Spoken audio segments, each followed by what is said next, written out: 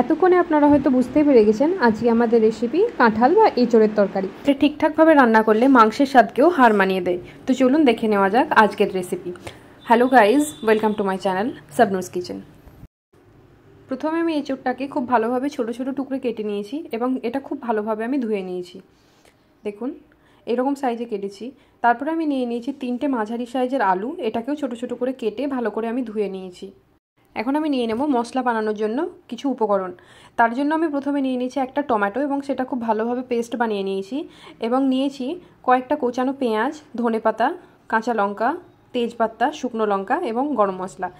এখন আমি একটা কুকারের মধ্যে কেটে রাখা এঁচড়গুলো দিয়ে দিলাম এবং দিয়ে দিলাম কেটে রাখা আলু এবং এখন আমি দিয়ে দেবো সামান্য লবণ, সামান্য হলুদ, এতে দিয়ে দেবো 1 চামচ তেল এবং দিয়ে দেবো 1 কাপ মতো জল।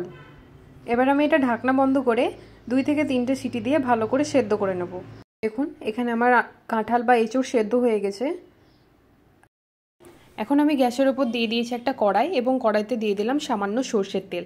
এখন আমি কাঁঠাল এবং আলুটা ভালো করে সেদ্ধ করে নেব। আলুটা প্রথমে আমি আলাদা করে নিয়েছি, প্রথমে এটাকে আমি সেদ্ধ করে নেব। সেদ্ধ তো হয়েই আছে, একটু তেলে ভেজে নেব। এটা একটু ভাজানো হয়ে গেলে এর মধ্যে আমি দিয়ে দেবো সেদ্ধ করে রাখা কাঁঠাল। এবারে এটাকে 2 থেকে 3 মিনিট ভালোভাবে নাড়িয়ে চাড়িয়ে আমি ভেজে নেব। দেখুন এখানে আমার আলু এবং কাঁঠাল দুটোই খুব ভালোভাবে সেদ্ধ হয়ে গেছে এবং উপর থেকে লাল একটা আস্তরণও ধরেছে। এবার এটাকে আমি নামিয়ে নেব। এখন আমি নিয়ে নিয়েছি একটা কড়াইতে দিয়ে দেবো সামান্য সর্ষের তেল এবং সর্ষের তেলটাকে খুব ভালোভাবে আমি গরম করে নেব। গরম করা হয়ে গেলে এর মধ্যে আমি দিয়ে দেবো তেজপাতা, শুকনো লঙ্কা, দারুচিনি, লং, এলাইচি এবং সামান্য গোটা জিরে। এবার একটু ভাজা হয়ে গেলে এর মধ্যে আমি দিয়ে দেবো কেটে রাখা পেঁয়াজ এবং এটা খুব ভালোভাবে আমি ভেজে নেব। মাথায় রাখবেন এই সময় গ্যাসের ফ্লেমটা হাই রাখবেন না, মিডিয়াম টু লোর মধ্যে রাখবেন এবং পেঁয়াজটাকে ভালো করে ভেজে নেবেন। পেঁয়াজটা একটু ভাজা হয়ে গেলে এর মধ্যে দিয়ে দেবেন আদা রসুনের পেস্ট। এবার এই পেস্টটাকেও খুব ভালোভাবে নাড়িয়ে চাড়িয়ে ভেজে নেবেন। ততক্ষণ ভাজবেন যতক্ষণ না এই আদা রসুন থেকে সুন্দর একটা গন্ধ বেরিয়ে আসছে এবং পেঁয়াজটা খুব ভালোভাবে ভাজা হচ্ছে। এটা নাড়তে থাকবো।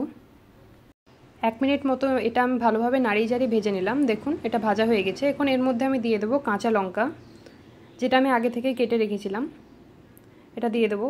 এখন দিয়ে দেবো টমেটোর পেস্ট, একটু আমি নাড়িয়ে চাড়িয়ে নেব। এবার এর মধ্যে আমি অ্যাড করব সামান্য লবণ। লবণটাকে খুব ভালোভাবে এর মধ্যে মাখিয়ে দেবো। এখন আমি দিয়ে দেবো সামান্য হলুদ গুঁড়ো, লঙ্কার গুঁড়োটা অপশনাল, আপনারা চাইলে এটা অ্যাভয়েড করতে পারেন। দিয়ে দিচ্ছি ধনে গুঁড়ো। এবার এই মশলাটা খুব ভালোভাবে মাখিয়ে নেব। 1 থেকে 1.5 মিনিট এটা কষিয়ে নেব যাতে মশলাটা খুব ভালোভাবে ভাজা হয়ে যায়। এর মধ্যে দিয়ে দেবো কেটে রাখা ধনেপাতা।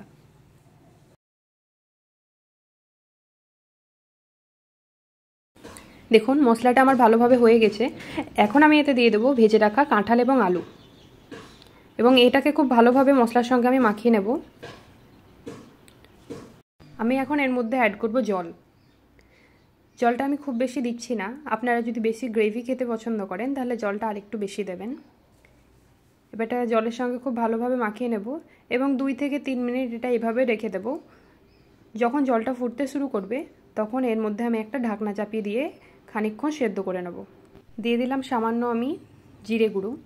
এই সময় আমি লবণটা একটু চেখে নিয়েছিলাম, লবণটা যেহেতু একটু কম হয়েছিল তাই আমি একটু লবণ অ্যাড করলাম। আপনারা নিজের টেস্ট মতো লবণ দেবেন। মশলা খুব ভালোভাবে মাখানো হয়ে গেছে, জলটাও ফুটতে শুরু করেছে। আমি একটা ঢাকনা চাপিয়ে দিয়ে সেদ্ধ করতে রেখে দিলাম 1 থেকে 1.5 মিনিট। দেখুন জলটা অনেকটাই কমে এসেছে। এবার ঢাকনাটা খুলে আমি দেখব। দেখুন জলটা একদমই কমে এসেছে। আমি যেহেতু খুব একটা গ্রেভি পছন্দ করি না তাই এটা একটু মাখো মাখোই করলাম। আপনারা গ্রেভি পছন্দ করলে আপনারা কিছুক্ষণ আগেই গ্যাসের ফ্লেমটা বন্ধ করে দিতে পারবেন। এখানে আমাদের কাঁঠাল বা এঁচোড়ের রেসিপি তৈরি। এটাকে আমি একটা পাত্রের মধ্যে সার্ভ করব। দুর্দান্ত হয়েছে আমাদের এই এঁচোড়ের তরকারি। এটাকে আপনারা সাদা ভাত বা ফ্রাইড রাইসের সঙ্গে খেতে পারেন। তো আজকে আমার এই রেসিপি আপনাদের কেমন লাগলো কমেন্ট করে জানাতে ভুলবেন না। আমার চ্যানেলে যদি নতুন হয়ে থাকেন চ্যানেলটাকে অতি অবশ্যই সাবস্ক্রাইব করে নেবেন আর বন্ধুদের মধ্যে এই ভিডিওটা শেয়ার করে দেবেন। আমার ভিডিও সম্পূর্ণ দেখার জন্য আপনাদের অসংখ্য ধন্যবাদ।